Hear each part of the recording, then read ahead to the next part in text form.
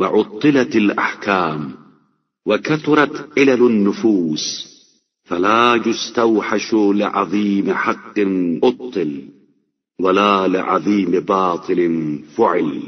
احکام معطل ہو جائیں گے اور نفوس کی بیماریاں بڑھ جائیں گی. نہ بڑے سے بڑے حق کے معطل ہو جانے سے کوئی وحشت ہوگی اور نہ بڑے سے بڑے باطل پر عمل درآمد سے کوئی پریشانی ہوگی.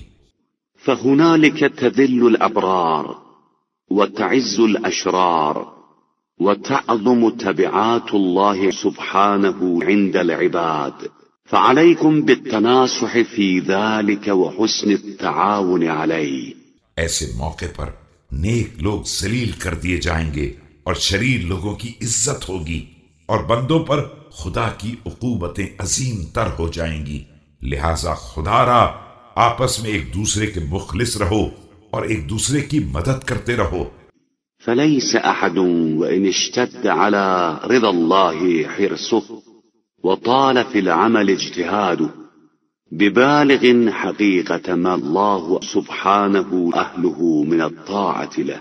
اس لیے کہ تم میں کوئی شخص بھی کتنا ہی رضائے خدا کی طمع رکھتا ہو اور کسی قدر بھی زحمت عمل برداشت کر لے، اطاعت خدا کی منزل تک نہیں پہنچ سکتا ہے جس کا وہ اہل ہے.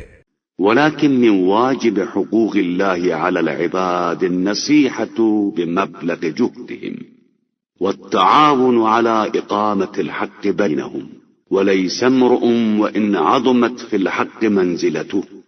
لیکن پھر بھی مالک کا یہ حق واجب اس کے بندوں کے ذمے ہے کہ اپنے امکان بھر نصیحت کرتے رہیں اور حق کے قیام میں ایک دوسرے کی مدد کرتے رہیں، اس لیے کہ کوئی شخص بھی حق کی ذمہ داری ادا کرنے میں دوسرے کی امداد سے بے نیاز نہیں ہو سکتا ہے، چاہے حق میں اس کی منزلت کسی قدر عظیم کیوں نہ ہو.